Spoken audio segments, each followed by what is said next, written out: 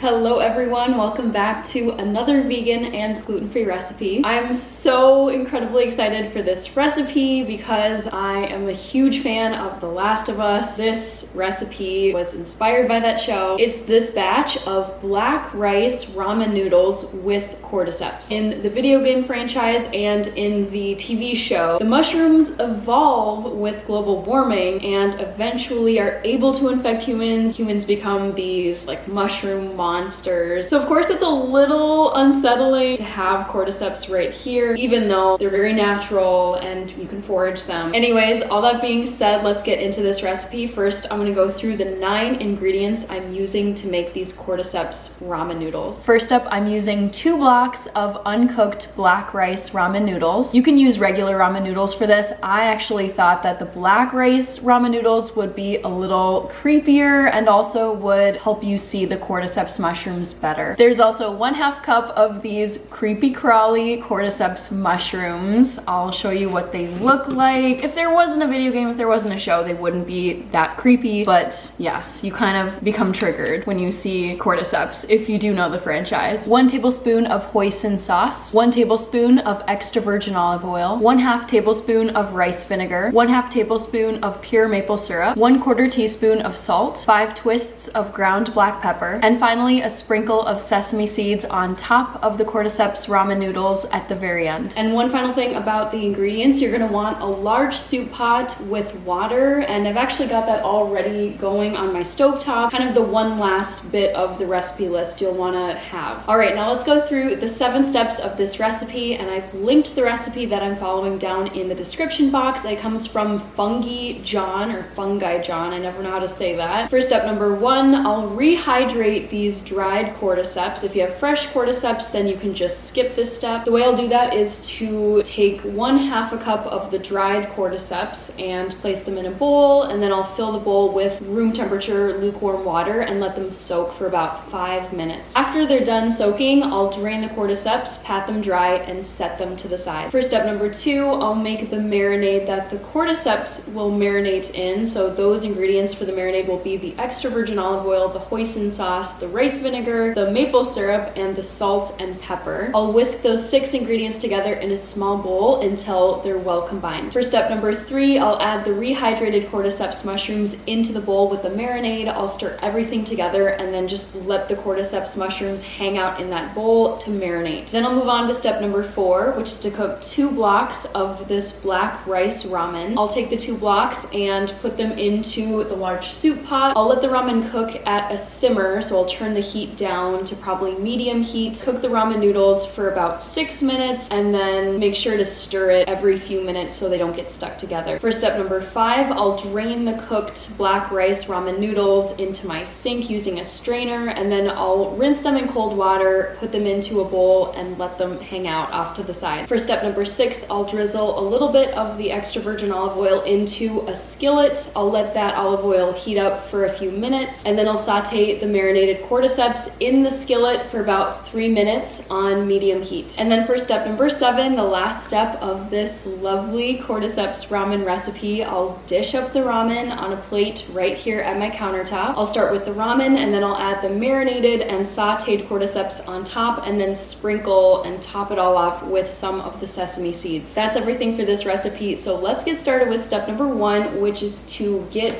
these cordyceps all ready to go in the marinade.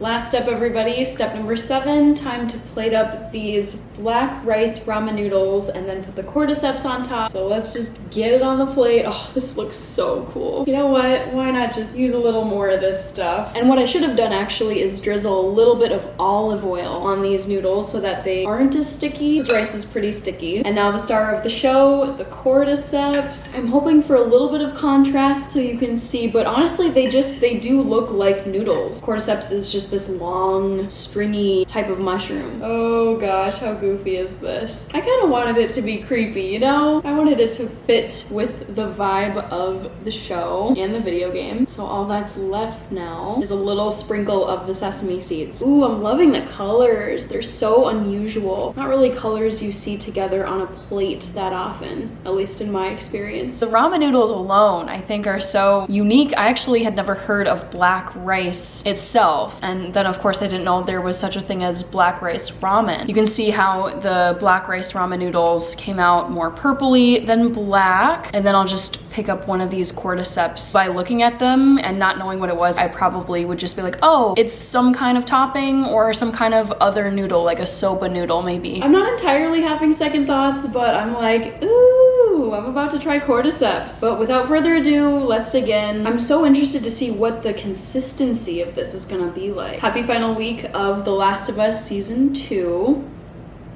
Ooh, super interesting. Definitely chewy, but I don't mind it at all. The marinade, of course, really lends tons of flavor, but it's a really nice texture. I mean, sure, it's maybe a little weird, but I can think of other mushrooms I've tried that had a bit of like resistance and you did have to chew. They weren't just like super soft. As long as I don't turn into a mushroom person in the next few days, highly recommend you try cordyceps. I hope you enjoyed this cordyceps The Last of Us themed recipe episode. Please let me know what you thought of this episode in the comments below. I love hearing from you guys. I know several of you are also fans of the video game and the TV series. Since this was my very first time making a dish with cordyceps, I don't have any cordyceps recipes other than this one to recommend to you on my channel. However, I do have a couple recipes linked for you at the end that use baby bella mushrooms. One of them is an all-time favorite recipe of mine. I love making this dish when guests come over or for the holidays. It's cheesy stuffed mushrooms. They're entirely vegan and gluten-free if you use gluten-free breadcrumbs. And the second one linked for you at the end is an Easter quiche recipe. I made it for Easter 2024. That one has chopped up baby bella mushrooms and a ton of other stuff. It's a delicious veggie, vegan, gluten-free Easter quiche. That's all for today's episode. For those of you who love the franchise, I hope you enjoy the finale of The Last of Us. It airs on Sunday, May 25th. I'm expecting a pretty epic finale, honestly. Season 2 has been a roller coaster ride. Take care, my lovely foodies, eat well, and I'll see you in the next upload on this channel.